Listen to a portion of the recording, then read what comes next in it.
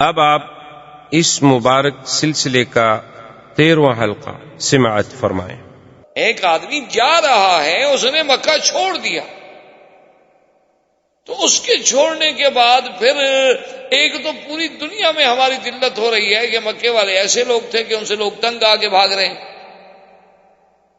اور دوسری بات یہ ہے کہ پھر ہم یہاں سے نکل کے جائیں، وہ جا رہا ہے اپنے بچوں کو لے کر، تو ہم جا کے مقابلہ کریں کو اچھے لگتے ہیں ہم۔ اور تیسری بات یہ ہے کہ جو چیلنج کر کے ہمیں گیا ہے کہ میں بیٹھا ہوں 2 دن کے لیے، تو آخر اسے بھی تو کسی کا سہارا ہے، ایسے تو نہیں چیلنج کر رہا، وہ اکیلا کیسے لڑ سکتا ہے ہم سب سے؟ معلوم ہوتا ہے اس کے ساتھ کچھ لوگ ہیں جو عین ٹائم پہ ظاہر ہوں۔ خیر انہوں نے ارادہ اپنا بدل دیا۔ حضور صلی اللہ علیہ وسلم کو حکم ہوا ہجرت کا، تو بی بی عائشہ رضی اللہ تعالیٰ عنہ فرماتی ہیں کہ فطرق الباب، ہمارا دروازہ کھٹکھٹایا گیا، تو تھوڑی دیر گزری کہ ہم نے دیکھا فَإِذَا هُوَ رسول اللہ صلی اللہ علیہ وسلم، کہ اللہ کے نبی محمد پاک ہیں، اور ایسے وقت میں تو حضور کبھی ہمارے پاس نہیں آئے۔ حضور کی یہ عادت مبارک بھی نہیں تھی کہ اس وقت میں ایسے اوقات میں کبھی ہمارے گھر میں آئے۔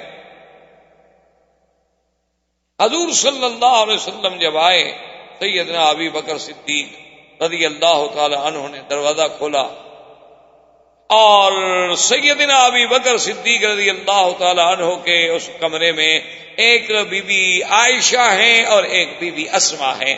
بی بی عائشہ اور بی بی اسما جو ہے یہ بہنیں ہیں، اور دونوں بیٹیاں ہیں سیدنا ابی بکر رضی اللہ تعالی عنہ کی، لیکن دونوں کی ماؤں میں فرق ہے۔ عرب میں تو پہلے سے رواج تھا نا شادیوں کا، حتیٰ کہ زمانے جاہلیت میں بھی رواج تھا شادیوں کا، اور بلکہ اگر دیکھا جائے تو حضرت سلیمان علیہ السلام کے زمانے میں بھی کہ بھی آپ 100 بیویاں ہوتی تھیں۔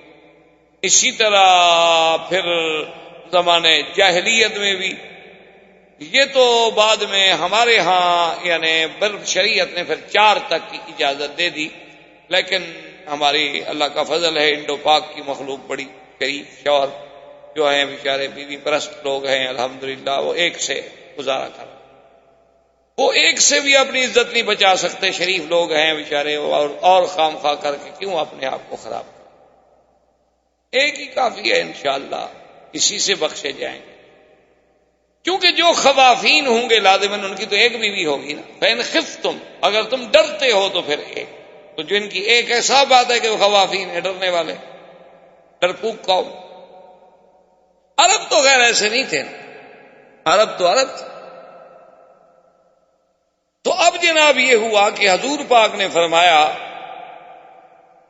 کہ اخرج انت یا ابی بکر، ابی بکر آپ کے گھر میں جو ہیں ان کو باہر بھیج دو، میں نے بات کرنی۔ اب دیکھو ابو بکر کا اعتماد، اس وقت پتہ ہے بی بی عائشہ حفصہ کے 7-8 سال کی بچیاں تھیں، کوئی لمبی عمر کی عورتیں تھوڑی تھی، 7 سال 6 سال 7 سال 8 سال کی بچیاں تھیں۔ ابا بکر نے کہا یا رسول اللہ ما هذه الا عائشہ و اسماء، میرا مدنی یہ عائشہ ہے، یہ اسماء ہے، یہ ابو بکر کی بیٹیاں ہیں، کوئی غم نہیں، آپ جو مرضی آئے بات کریں، آپ کو میرے گھرانے پہ اعتماد نہیں۔ 6 سال کی بچی 7 سال کی بچی، لیکن ابو بکر کا اعتماد دیکھ۔ حضور صلی اللہ علیہ وسلم فرمایا انی امرت بالہجرہ، ابو بکر میں اس لیے آیا ہوں کہ اللہ نے مجھے حکم دیا ہے کہ میں اب مکہ چھوڑوں، میں اب ہجرت کروں، ہجرت کا حکم آ گیا ہے۔ تو ابی بکر نے فوراً کہا الصحبۃ یا رسول اللہ، حضور آپ کو تو حکم آ گیا، میرے لیے کیا حکم ہے؟ فرمایا ان اللہ امرنی، ابو بکر میرے اللہ نے مجھے حکم دیا ہے کہ ابو بکر کو ساتھ لے کے جانا۔ فبکا ابی بکر، بی بی عائشہ کہتی ہیں میرے ابا روئے، اور اتنے روئے، فرماتی ہیں کہ ما رأیت احدا، میں نے زندگی میں نہیں دیکھا تھا کہ خوشی سے بھی کوئی روتا ہے، میں نے غم سے روتے ہوئے لوگ تو دیکھے تھے، لیکن مجھے یہ پتا نہیں تھا کہ آدمی کبھی خوشی سے بھی رو پڑتا، خوشی سے بھی آنسو نکل آتے ہیں، اتنا خوش ہوتا ہے کہ اس کے آنسو نکل آتے ہیں۔ ابا رو پڑے اور اس نے کہا کہ یا رسول اللہ صلی اللہ علیہ وسلم، خدا جانتا ہے میں نے تو 2 اونٹنیاں پال رکھی ہیں، اتنے عرصے سے گھاس کھلا رہا ہوں، اور میں نے تو ساری تیاری مکمل کر رکھی ہے ہجرت کی محمد عربی صلی اللہ علیہ وسلم، حضور صلی اللہ علیہ وسلم بڑے خوش ہوئے اور فیصلہ ہو گیا کہ ہم نے فلاں رات کو مکہ مکرمہ سے نکلنا ہے اور فلاں راستے سے نکلنا ہے، اور ابی بکر تم نے فلاں جگہ میری انتظار کرنی ہے، وہاں سے آ کے ہم نے پھر مل جانا۔ اور حضور صلی اللہ علیہ وسلم نے سیدنا علی رضی اللہ تعالی عنہ کو بلایا۔ حضرت علی رضی اللہ تعالی عنہ کو بلانے کے بعد حضور صلی اللہ علیہ وسلم کے اس زمانے میں کوئی کتابت، کوئی تعلیم، کوئی تحریر، کوئی ایسی چیزیں تو ہوتی نہیں تھی، آپ کے پاس سارے مکے والوں کی امانات پڑی تھی۔ اب دیکھیں خدا کی شان ہے کہ مکے والے لوگ چاہے اسلام نہ لے آئیں، حضور کا کلمہ نہ پڑھیں، حضور کو مانتے نہیں ہیں، لیکن جب کوئی اہم اور قیمتی چیز ہوتی، سونا ہے، زیور ہے، چاندی ہے، مجوہرات ہیں، کچھ پیسے ہیں، تو وہ کٹھے باندھ کے دے جاتے حضور کی خدمت میں کہ حضور آپ امانت رکھ لیں، کیونکہ جانتے تھے کہ مخالفت اپنے مقام پر ہے، لیکن محمد عربی امین، صادق، سچے ہیں، امانت والے۔ حضور پاک نے فرمایا کہ حضرت علی تمہارے ذمہ ایک ڈیوٹی ہے، ایک تو ہمارے ہجرت کر جانے کے بعد، سفر کر جانے کے بعد یہ امانتیں جو ہیں ہذہ لفلان و ہذہ لفلان، یہ فلاں کی ہے، فلاں کی ہے، فلاں کی ہے، ان سب کافروں کے گھر میں پہنچانی۔ حاضر یا رسول۔ اور آپ نے فرمایا دوسری ڈیوٹی تمہارے ذمہ یہ ہے کہ تم نے میرے بستر پہ سونا،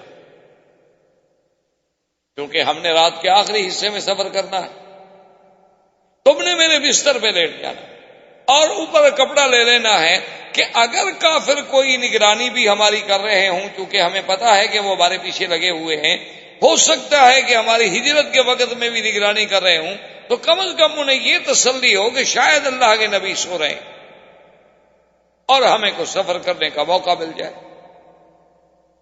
تو حضرت علی رضی اللہ تعالی عنہ نے عرض کیا کہ حاضر یا رسول اللہ، حاضر یا رسول اللہ، یا نبی اللہ، بالکل میں حاضر، مجھے کوئی انکار۔ تو اسی لیے اس میں کوئی شبہ نہیں، یہ بہت بڑا مقام ہے، لیکن بعض روافض اسی بات کو بھی دلیل بناتے ہیں کہ حضور کے بعد تو خلافت کا حقدار حضرت علی تھا، کہ حضور نے اپنی امانتیں جو ہیں وہ حضرت علی کو سپرد کی ہیں، وہ حضرت ابو بکر کو تو نہیں دی۔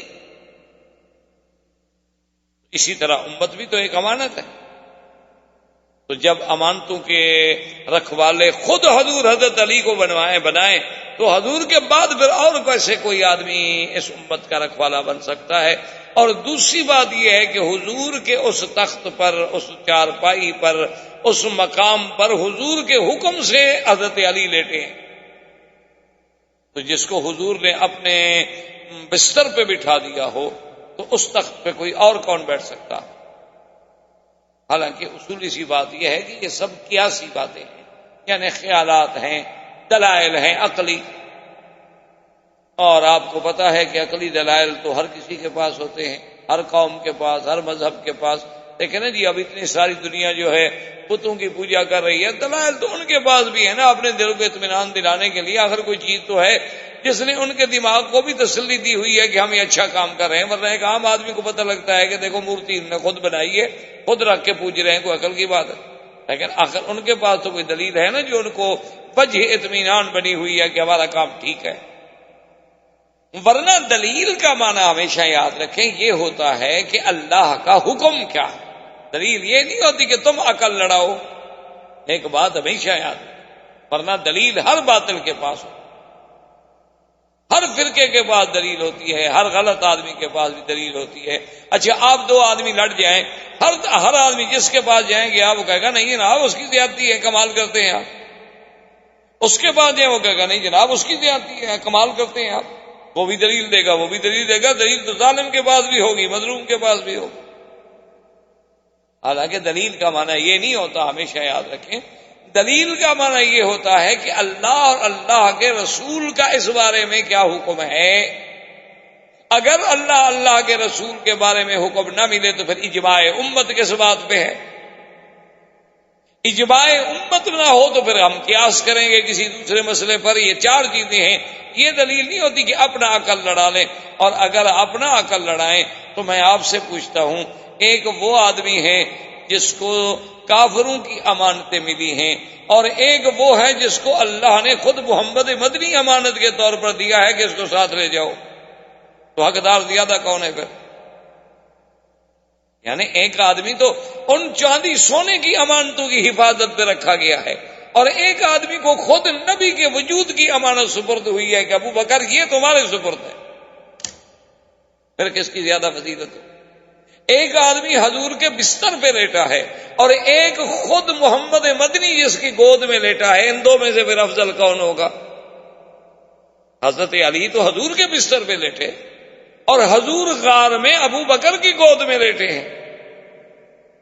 تو پھر آپ بستر پہ لیٹنے والا افضل ہوگا یا جو خود نبی کا بستر بن گیا ہے وہ افضل ہوگا؟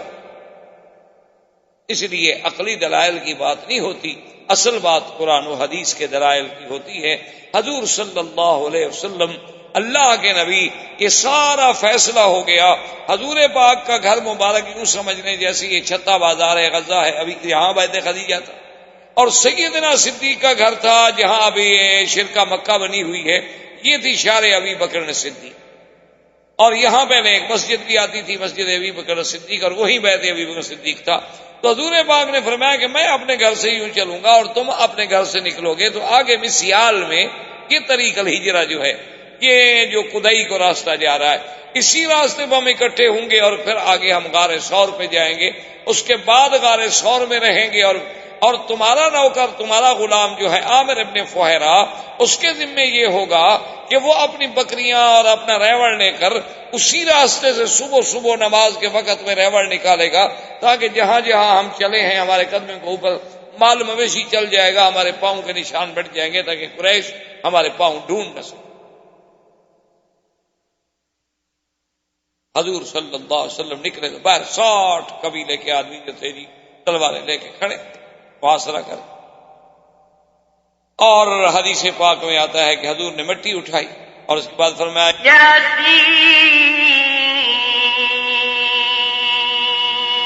والقرآن الحکیم انک لمن المرسلین علی صراط مستقیم تنزیل العزیز الرحیم. پڑھتے گئے حضور وجعلنا من بين أيديهم سدا ومن خلفهم سدا فأغشيناهم فهم لا يبصرون. اور حضور نے پڑھا شاہت الوجوہ، شاہت الوجوہ، اور مٹی پھینکی. اللہ نے حکم دیا فرشتوں کو مٹی سب کے آنکھوں میں اور سروں پہ ڈال دو اور ان پہ ایسی نیند مسلط کر دو کہ میرے مدنی کو دیکھ بھی نہ سکے. قرآن کہتے ہیں ہم لا یبصرون، ہم نے ایک ایسی دیوار کھڑی کر دی، ایسا حاجز کھڑا کر دیا ان کے اور نبی کے درمیان میں کہ حضور گزرتے چلے گئے اور 60 آدمی کھڑا ہے اور دیکھ نہیں رہے اور کھڑے کھڑے جھول رہے ہیں نیند سے. یعنی آپ اندازہ کریں کہ 60 آدمی، ایک نہیں، دو نہیں، تین نہیں، چار نہیں، 60 آدمی پھر ایک طرف بھی تو نہیں کھڑا ہوا نا، ہر طرف وہ کھڑا ہوا ہے. اور حضور نے تو مٹی مبارک ایک طرف پھینکی لیکن وہ سب کو پہنچی. اسی لیے قرآن کہتے ہیں وَمَا رَمَيْتَ إِذْ رَمَيْتَ وَلَٰكِنَّ اللَّهَ رَمَىٰ. میرا مدنی صرف آپ نے نہیں پھینکی جو کچھ پھینکا، اصل تو اللہ نے پہنچائی نا، اللہ نے پھینکی. آپ کا کام تو صرف ایک ظاہری طور پر ایک طرف سے مٹی کو پھینک دینا تھا، لیکن چاروں طرف کس نے پہنچائی؟ وہ تو میں نے پہنچائی. اب جناب حضور صلی اللہ علیہ وسلم تشریف لے گئے، آگے سیدنا ابی بکر انتظار میں ہیں، اور حضور نے فرمایا ابو بکر تمہارے اور میرے درمیان میں فاصلہ ہوگا، ہم اکٹھے نہیں چلیں گے تاکہ خدا نہ خواستہ کوئی دشمن آگے آ جائے تو دونوں کو پر تو حملہ نہ ہو جائے نا، کم سے کم ہمارا آپس میں فاصلہ تو. اصل میں یہ ساری بات کیا ہے یاد رکھنا، یہ ہجرت ہو، اسراء ہو، معراج ہو، سفر طائف ہو، سفر مدینہ ہو، یہ تعلیم تھی حضور کی امت کے لیے. ورنہ اللہ چاہتے تو جبریل کو بھیج کے معراج پہ جا سکتے ہیں، براق پہ مدینہ نہیں جا سکتے. کوئی بات ہے؟ حضور صلی اللہ علیہ وسلم کا سفر اگر آسمانوں تک ہو سکتا ہے اور معراج ہو سکتا ہے، 7ویں آسمان اور سدرۃ المنتہا تک جا کے مکے واپس آ سکتے ہیں، تو مدینہ منورہ حضور کو بھیج دینا کون سا مشکل ہے؟ لیکن پھر امت کو کیسے تعلیم ملتی کہ اگر امت کو کبھی ہجرت کرنی پڑے، اگر امت کو کبھی کافروں کے مقابلے میں گھر چھوڑنا پڑے، اگر امت کو کبھی باہر جانا پڑے، تو پھر ایسے اسباب پیدا کیے جائیں گے۔ یہ ہم نہیں کریں گے کہ اسباب کو چھوڑ دیں، اسباب کا خالق بھی اللہ تبارک و تعالی ہے، اسباب پر بھی عمل کریں گے اور اللہ تبارک و تعالی پر بھی توکل کریں گے۔ سیدنا ابی بکر فرماتے ہیں کہ میرے لیے بڑی مشکل ہو گئی کہ حضور تو کچھ آگے چلے گئے، میں جب اپنی گلی سے نکلا تو سامنے مجھے ایک کافر آتا ہوا مل گیا، اس نے مجھے تو پہچان لیا اور کہا کہ من ھذا الرجل، یہ آگے جو جا رہا تھا یہ کون؟ اس وقت رات ہے، تاریکی ہے، ابھی تو تہجد کا وقت بھی نہیں ہوا، تو اس وقت آپ بھی گھر سے نکلے ہیں اور آگے کو بندہ بھی جا رہا ہے، معلوم تو ہوتا ہے کہ آپ کا کوئی ساتھی ہے، یہ کون ہے؟ ابو بکر فرماتے ہیں کہ اب میں پریشان تھا کہ اگر بتاتا ہوں تو پھر راز نبوت کھل جاتا ہے، اور اگر میں غلط بات کہتا ہوں تو پھر جھوٹ بھی میں نہیں بولنا چاہتا تھا، تو اللہ نے مجھے بات سجائی، تو میں نے فوراً کہا کہ رجل یہدینی سواء السبیل، یہ وہ بندہ ہے جو مجھے راستہ دکھلاتا ہے۔ اب اس نے سمجھا کہ اچھا ابو بکر کہیں جانا چاہتا ہے، اس کو ساتھ لے آیا ہوگا کہ مجھے راستہ بتلا دو، راستہ دکھلاتا ہے۔ اور ابو بکر کہہ رہے تھے کہ راستہ صراط مستقیم، جنت کا راستہ دکھلانے والا بندہ ہے، یہ تو وہ بندہ ہے، یہ ہدینی سواء السبیل۔ اور حضور صلی اللہ علیہ وسلم جب آگے بڑھ گئے تو حضور نے فرمایا ابو بکر ایک بات کا خیال رکھو کہ پورا پاؤں زمین پہ مت رکھو، پاؤں کے اگلے حصے پہ زور دے کے چلو، کبھی اپنے پاؤں کو تھوڑا موڑ لو، تاکہ تم جانتے ہو قریش بڑے قبائل کے لوگ ہیں، بڑے مال مویشی والے لوگ ہیں، ان کو پاؤں پہ چھاننا مشکل نہیں ہوتا۔ یہ بھی ایک فن ہے نا جی، پاؤں کا جاننا۔ ہمارے یہاں آپ کے ملکوں میں، ہمارے پاکستان میں، ہندوستان میں اور دیگر ملکوں میں سراغی جی نے کہا جاتا ہے، وہ اتنے ماہر ہوتے ہیں کہ ایک دفعہ اگر ان کی نظر سے ایک پاؤں گزر جائے چلتا ہوا مٹی پہ، تو وہ اگر 50 سال کے بعد بھی دیکھیں تو کہیں گے یہ وہ آدمی، اتنے ماہر ہو۔ اور عرب بھی اسی طرح ماہر ہوتے۔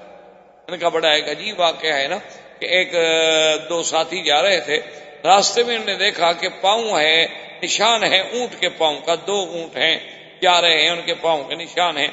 تو ایک نے کہا کہ یہ جو اونٹ ہے نا یہ لنگڑا معلوم ہوتا ہے پاؤں کے نشان دیکھ کر۔ دوسرے نے کہا بھئی صرف لنگڑا نہیں معلوم ہوتا، مجھے تو یہ کانا بھی معلوم ہوتا ہے، اس کی آنکھ بھی ایک ہے۔ پھر تیسرے نے کہا کہ یار یہ صرف کانا نہیں ہے، اس کو خارش کی بیماری بھی ہے۔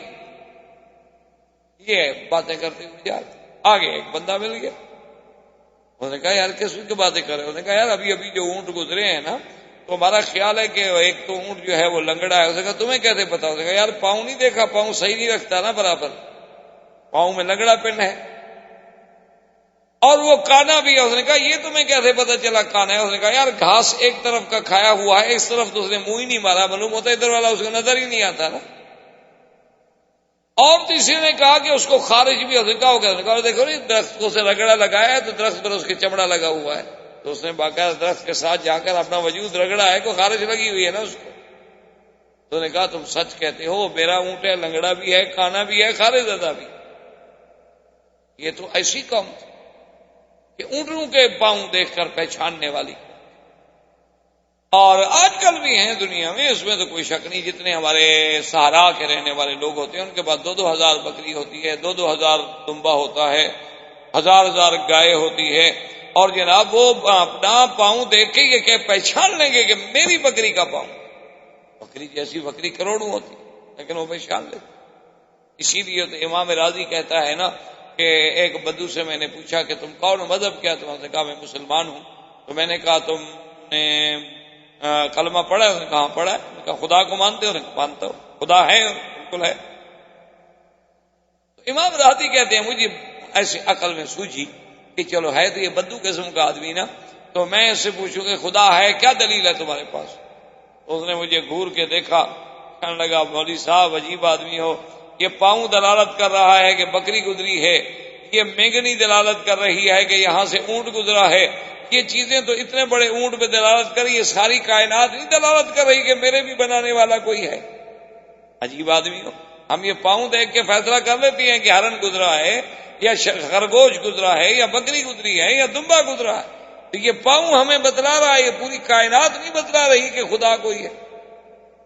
اس نے کہا، راضی نے کہا کہ یار یہ تو بڑی اچھی دلیل ہے اس کے۔ انہوں نے کہا اچھا یہ بھی تو ہو سکتا ہے نا کہ خدا دو ہوں؟ انہوں نے کہا نہیں خدا ایک۔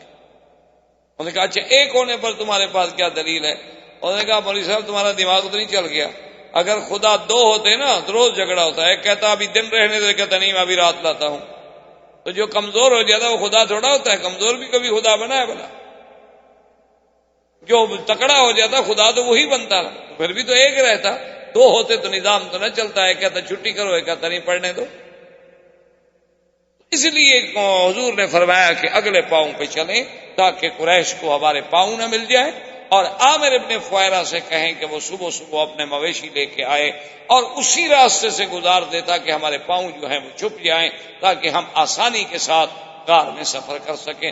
حضور صلی اللہ علیہ وسلم سفر کر رہے ہیں، اور ادھر جب کافروں کی ہوش آیا، آنکھیں کھلی، ایک آدمی سے کہا کہ بھی دیوار پہ ہاتھ کے اندر کیوں نہ جائے؟ وہ دیوار پہ چڑھا لیکن اتر آیا۔ اس نے کہا بات یہ ہے کہ حضور تو سو رہے ہیں۔ اس نے کہا پھر اندر تم کیوں نہیں گئے؟ اندر جاؤ۔ انہوں نے کہا دیکھو اگر ہم نے کسی کے گھر کے اندر چڑھائی کی نا تو قیامت تک تانا رہے گا کہ عورتیں گھر میں ہوتی ہیں، بچے گھر میں ہوتے ہیں، ہم نے ان کے گھروں میں حملہ کیا، ان کے گھروں میں داخل ہو گئے، یعنی کافر بھی اس گھر میں داخل نہیں ہوتا تھا کہ جہاں غیر عورت رہتی۔ کافروں کو بھی اتنی شرم تھی کہ جس گھر میں عورت ہو ہم اندر جائیں، باہر کھڑے رہیں گے لیکن بھی اندر نہیں۔ اب جب صبح ہو گئی، بالکل وقت ہو گیا صبح کا، فخرج علی رضی اللہ تعالی عنہ، حضرت علی نکلے۔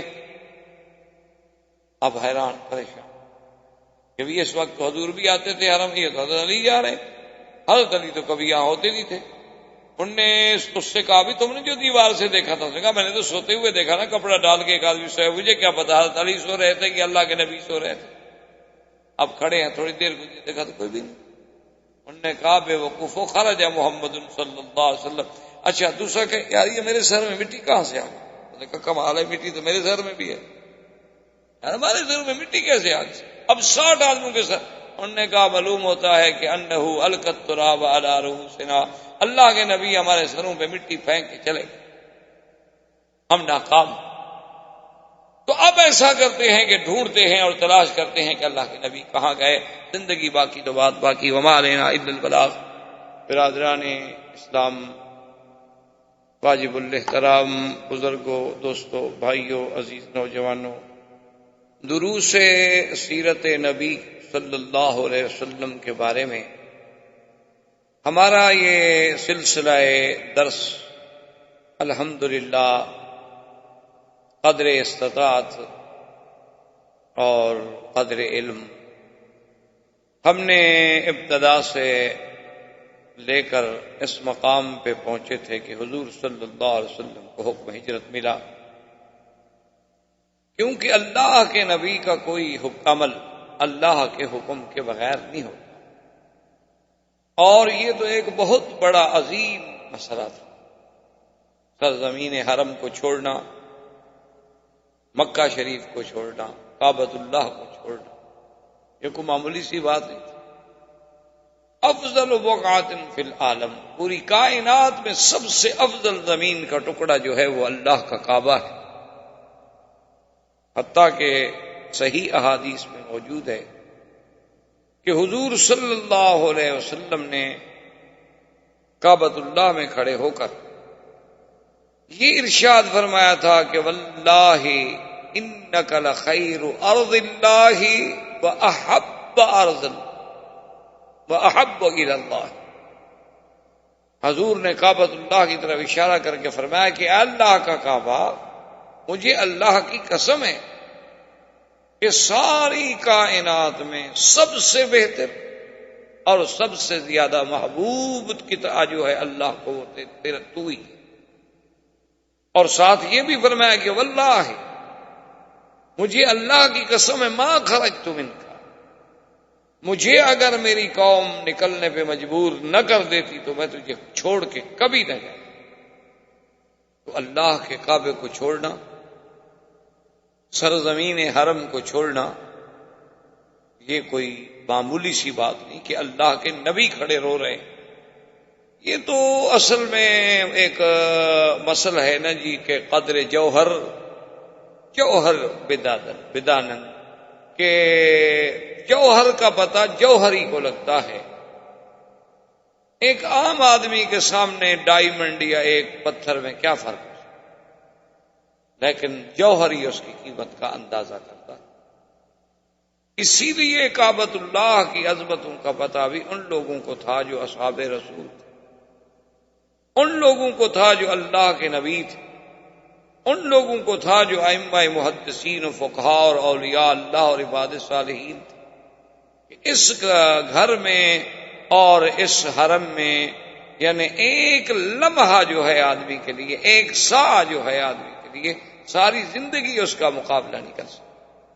ہم تو مادیات کا شکار ہو کر یہاں آتے ہیں اور پھر ان معاملات میں اتنی کھو جاتے ہیں کہ ہمیں دوستوں کے لیے بھی ٹائم مل جاتا ہے، ہمیں پکنک کے لیے بھی ٹائم مل جاتا ہے، واک کرنے کے لیے بھی ٹائم مل جاتا ہے، لیکن حرم میں حاضر ہونے کو ٹائم نہیں ملتا۔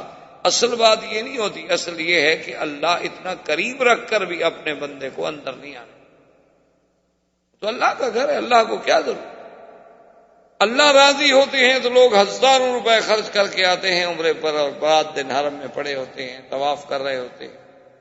اور ایسے لوگ بھی ہیں بد نصیب کے اللہ کے گھر میں رہتے ہیں، ملازمت ہے، نوکری ہے، جگہ ہے، رہائش ہے، گاڑی ہے، کار ہے، وسائل ہے، لیکن پھر بھی حرم میں نماز نصیب نہیں ہوتی، طواف نصیب نہیں ہوتا۔ تو ان چیزوں کا تحسر دنیا میں تو خیر کسی کو کیا محسوس ہوگا، اللہ والوں کو تو محسوس ہوتا ہے، ورنہ پھر ہر آدمی کو اس کا آخرت میں پتہ چلے گا کہ ہم نے اتنی بڑی نعمت کا کس انداز سے ناشکر۔ تو حضور سرکار دو عالم صلی اللہ علیہ وسلم نے جب ہجرت کا فیصلہ فرما لیا اور سرکار دو عالم صلی اللہ علیہ وسلم نے اس کی تقسیم کار ایسے کی کہ آپ نے سیدنا علی رضی اللہ تعالی عنہ کو فرمایا کہ تمہارے ذمے تو یہ ہوگا کہ تم میرے بستر پہ، میرے فراش پہ میری چادر اوڑھ کے سو جاؤ گے، تاکہ اگر دشمن دیکھنے کی کوشش کریں تو انہیں اطمینان ہو کہ اللہ کے نبی ابھی گھر میں ہیں اور ہمیں کچھ فاصلہ کرنے کا موقع ملے۔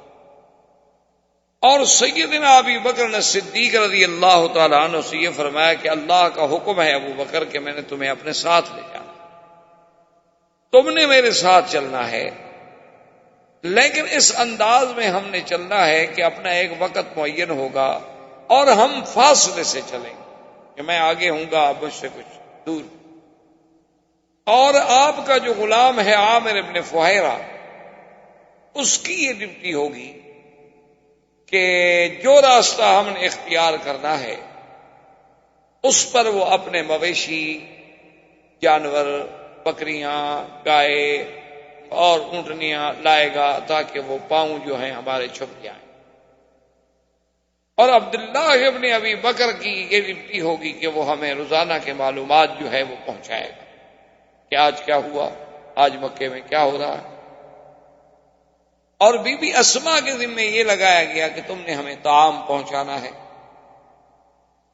یہ ساری تخطیط جو تھی، یہ ساری تنظیم جو تھی، یہ خود حضور سرکار دو عالم رحمت دو جہاں صلی اللہ علیہ وسلم نے خود فرمایا۔ اسی لیے علماء لکھتے ہیں کہ اول فدائی جو ہے میرے مدنی پاک کا اعتبار جان فدا کرنے کے، اس اعتبار سے وہ حضرت علی ہیں کہ اس موقف کو جانتے ہو کہ کافر کتنی دشمن، پھر بستر پہ لیٹ جانا یہ کوئی آسان بات نہیں تھی، یہ بہت بڑی قربانی تھی، بہت بڑی اللہ کے نبی سے محبت کی انتہا تھی کہ اپنی جان داؤ پہ لگا دی۔ اور سیدنا صدیق رضی اللہ تعالیٰ عنہ کا تو اس سے بھی بڑا امتحان ہے کہ وہ امانت نبوت کو لے کے ساتھ چل. سیدنا علی رضی اللہ تعالیٰ عنہ کے لیے تو خطر اس وقت تک ہے جب تک کہ کافروں کو ہو سکتا ہے پتہ نہ چلے وہ حملہ کر دیں، لیکن جب بات معلوم ہو جائے گی تو بات ختم ہو گئی کہ بھئی اللہ کے نبی تو چلے گئی ہے تو حضرت علی. لیکن سیدنا ابی بکر رضی اللہ تعالیٰ عنہ کا جو خطرہ ہے وہ تو سارا سفر میں ہے جب تک کہ حضور مدینے نہ پہنچ جائے. ان کے لیے تو پورا سفر قربانی. سرکار دو عالم صلی اللہ علیہ وسلم کے سفر کے لیے سیدنا ابی بکر صدیق رضی اللہ تعالیٰ نے عرض کیا کہ یا رسول اللہ میں نے تو 2 اونٹنیاں پہلے سے تیار کر رکھی اور انہیں بڑا کھلایا ہے پلایا ہے، بڑی تر و تازہ بڑی موٹی ہیں ماشاءاللہ، بڑی ہمت سے سفر کریں گی اور ہمیں کوئی تکلیف نہیں ہوگی، راستے میں سواری نہیں بدلنی پڑے گی. حضور نے فرمایا تم نے کیسے کر لیا؟ انہوں نے کہا رسول اللہ ایک تو میں نے خواب دیکھا تھا کہ ہم سفر جو ہے اکٹھے کر رہے ہیں، اور دوسرا مجھے یقین تھا کہ جب میں اجازت مانگتا ہوں ہجرت کی مکے سے جانے کی تو آپ مجھے اجازت نہیں دیتے، آپ کہتے ہیں کہ صبر کرو، سب کو تو اجازت مل رہی ہے. آپ نے فرمایا ابو بکر رضی اللہ تعالی عنہ بات ٹھیک ہے تم نے بہت اچھا کیا، لیکن میں تمہیں 1 اونٹنی کے پیسے ادا کروں گا. تو سیدنا صدیق رضی اللہ تعالی عنہ کہ یا رسول اللہ میرا تو سب کچھ میں نے تو اپنا سب کچھ لوٹا دیا ہے، تو اب 1 اونٹنی کے پیسے لے کے میں نے کیا کرنا ہے؟ حضور نے فرمایا نہیں ابو بکر یہ بات نہیں، اصل مسئلہ یہ ہے کہ میں اپنی ہجرت کے ثواب کو ناقص نہیں کرنا چاہتا تاکہ اس کا پورے کا پورا ثواب جو ہے وہ مجھے حاصل. اسی لیے یہ ضروری ہوتا ہے کہ آپ حج پہ جا رہے ہیں، آپ عمرے پہ جا رہے ہیں، آپ عبادت پہ جا رہے ہیں، تو بہتر یہ ہوتا ہے کہ ہر ساتھی اپنا حصہ ڈالے تاکہ اس کے ثواب میں کیوں کمی آئے. آج کل کے دور میں یہ بات جو ہے صرف ہم نے دیکھا ہے سنا ہے، چونکہ کبھی جانے کا اتفاق تو ہوا نہیں. تبلیغی جماعت والے حضرات جو ہیں بڑی پابندی کرتے ہیں اور بہت اچھی بات، شریعت کا حکم، اللہ رسول کا حکم ہے، سنت محمد مصطفیٰ. سنت کے عمل میں، قرآن کے عمل میں بڑی طاقت ہے جس کو ہم سمجھتے نہیں ہیں، بڑی مشکل یہ ہے ہماری، چونکہ ہماری آنکھوں پہ مادیت کی ایسی پٹی چڑھ گئی ہے، ہماری آنکھوں پر کفر نے اسباب ظاہرہ کی ایسی پٹی بٹھا دی ہے کہ ہماری آنکھوں میں صرف یہ اسباب ہی رہ گئے ہیں، مسبب الاسباب تک ہماری نظر ہی نہیں جاتی. اب آپ دیکھیں نا جی کہ کوئی تصور نہیں کر سکتا، یہ کوئی سوچ سکتا ہے کہ ایک جگہ صحابہ رضوان اللہ علیہم اجمعین نے کافروں کے علاقے پہ حملہ کرنا تھا تو کافروں نے اپنی فون نے بھیجا کچھ لوگوں کو جاسوس بنا کر کہ مسلمانوں کو پتہ کرو بھی کتنی تعداد ہے، کتنی عدد ہے، کتنا لشکر ہے، ان کے پاس کتنے اونٹ ہیں، کتنا گھوڑے ہیں، کتنے ہتھیار ہیں. اتفاق کی بات یہ ہے کہ وہ جاسوس ایسے وقت میں آیا کہ نماز کا وقت تھا، ندی کے کنارے پر صحابہ بیٹھے ہوئے تھے وضو کرنے کے لیے اور سب مسواک کر رہے. مسواک ایک سنت، دانت صاف کر. وہ جاسوس بڑے غور سے، چونکہ وہ تو دور سے دیکھ رہا تھا، دیکھتے دیکھتے واپس جب گیا تو اس نے اپنے لوگوں سے کہا، اس نے کہا کہ بھئی عدد تو مجھے سمجھ نہیں آتا کہ ان کا کتنا ہے، بہت تھوڑا سا عدد لگتا ہے، کوئی اونٹ گھوڑے بھی اتنے نہیں لگتے، لیکن یہ تو کوئی عجیب قوم ہے، خدا رحمت کرے، پتہ نہیں یہ آدم خور تو نہیں ہو، تو دانت تیز کر رہے. نے کہا اچھا، کہاں دیکھو نا اگر ایک آدمی کا دانت خراب ہو سکتا ہے، سب کے کیسے خراب تھے کہ ایک ہی وقت میں ایک ہی ٹائم پر ایک ہی کنارے پہ بیٹھ کے اور سارے ایک ہی لکڑی اور ایک ہی طرز پہ استعمال کر رہے ہوں. اللہ تبارک و تعالیٰ معاف فرمائے. تو اللہ کی قدرت دیکھیں، اسے ایک سنت کا ایسا روب کافروں کے دل میں پڑا کہ وہ قلعہ چھوڑ کے بھاگ گئے. انہوں نے کہا کہ بھی پھر آدم خور مخلوق سے کون لڑ سکتا، یہ تو اچھی بات ہے. ایک معمول اور لوگوں کو سنائیں تو ان کے لیے ایک تضحیق ہوگی، ذوق ہو. ابھی آپ دیکھ لیں، ابھی چند دنوں کے پہلے سے ابھی واقعہ ہے کہ ابھی آپ نے دیکھا اخباروں میں آپ پڑھ رہے ہیں ایران افغانستان کی جنگ کا. دعا کریں اللہ محفوظ رکھے، اللہ دونوں کو نقصان سے بچائے. اور وہ تو اتنا بڑا پھر نقصان ہوگا کہ عالم اسلام پتہ نہیں کہاں پھر 100 سال کے لیے پیچھے جا پڑے گا، اور یہی تو کافر چاہتے. اب جناب وہ فوجیں اور یہ اور وہ اور جب آ گئی، اب 3 لاکھ بارڈر پہ ایک منظم فورس پڑی ہو، اور مقابلہ کن سے ہے؟ مدرسوں کے لڑکوں سے، جو انہوں نے کبھی نہ جنگ لڑی ہے، نہ ٹریننگ ہے، نہ کچھ ہے۔ کیا مقابلہ؟ اب سوچیں کیا مقابلہ۔ تو ان کے جو امیر تھے نا ان لڑکوں کے، انہوں نے کہا کہ بھائی جتنے علماء ہیں اکٹھے کرو۔ تو تقریباً جو ہمیں سنایا گیا یا معلوم ہوا یا اخباروں میں پڑھا کہ تقریباً کوئی 6000 کے قریب علماء اکٹھے ہوئے۔ اس نے کہا کہ مجھے یہ فتویٰ دو کہ یہ جو ہماری جنگ ہونے والی ہے اور 3 لاکھ فوج ہمارے ہمسائے نے ہمارے خلاف لگا دی ہے، کیا وہ کافر ہے شیعہ؟ اگر تو کافر ہے پھر تو ہمیں جنگ لڑنی، اور اگر وہ مسلمان ہیں تو پھر تو ہم ان سے جنگ نہیں کر سکتے، مسلمانوں سے کیسے لڑیں؟ پھر تو یہ ہوگا ہمارا فیصلہ کہ ہم نہیں پہلی گولی چلائیں گے اور نہ ہم ان کے علاقے میں قدم رکھیں گے۔ اگر انہوں نے ہمارے اوپر گولی چلائی اور قدم رکھا تو ہم ڈیفنس کریں گے جس کی ہمیں شریعت اجازت ہے، پھر ہم دفاعی جنگ تو لڑیں گے، لیکن کسی مسلمان کے ساتھ اب لڑ تو نہیں سکتے کہ ابتدا کریں۔ اس پہ علماء کا بورڈ بیٹھا، اللہ نے مہربانی کی، ان کو فوراً فیصلہ کرنا پڑا کہ جی ہم نہیں لڑتے۔ ان کے لیے تو یہ مسئلہ پیدا ہو گیا نا کہ اگر 6000 علماء متفق ہو کر کفر کا فتویٰ جاری کر دیں تو جنگ تو اپنی جگہ رہی، ہم تو ویسے جنگ ہار گئے، اور اگر وہ کفر کا فتویٰ جاری نہ کریں تو وہ کہتے ہیں ہم تو لڑتے نہیں، ہم تو مسلمانوں کے خلاف کبھی نہیں لڑیں گے، اسلام کے خلاف کون لڑ سکتا ہے؟ تو ایک سنت پر عمل کرنے کا جو اللہ کے نبی کا حکم ہے، اس کا کتنا بہتر ہوئی کہ دونوں الحمدللہ ذرا تھم گئے، اور اللہ پاک کرے کہ دونوں کو اللہ اصلاح کی توفیق عطا فرمائے، کیونکہ ہم اس لڑائیوں کے جھگڑوں کے متحمل نہیں ہو سکتے، امت اسلام کو ابھی اتنا وقت نہیں، فرصت۔ تو خیر یہ سارے انتظامات کرنے کے بعد حضور صلی اللہ علیہ وسلم جب باہر نکلے تو کافر آپ کے گھر کے باہر کھڑے تھے، حضور پاک نے مٹی لی، سورۃ یاسین کی آیات مبارک پڑھی، وَجَعَلْنَا مِن بَيْنِ أَيْدِيهِمْ سَدًّا وَمِنْ خَلْفِهِمْ سَدًّا فَأَغْشَيْنَاهُمْ فَهُمْ لَا يُبْصِرُونَ۔ شاہت الوجوہ، شاہت الوجوہ، شاہت الوجوہ پڑھ کے حضور نے پھینکا، اللہ نے وہ مٹی جو تھی تمام کافروں کی آنکھوں میں، سروں میں ڈالی، وہ سب کے سب غنودگی کا شکار ہو گیا۔ حضور آرام سے حضور صلی اللہ علیہ وسلم تشریف لے گئے۔ یہ اب آپ یوں سمجھیں کہ جیسے اب محلہ مسفلہ ہے، یہ حرم کے سامنے مکہ کمپلیکس ہے، یہ سارا راستہ جو یہ مسیال کہلاتا ہے، اور یہی آگے جا کے شہر ابی بکر صدیق ہے، شہر ابراہیم الخلیل ہے، اور یہی راستہ پھر جا کے کدائی سے ہوتا ہوا غار ثور کی طرف، جس کو آج کل مخطط دار الہجرہ کہتے ہیں، اصل یہی طریقہ الہجرہ۔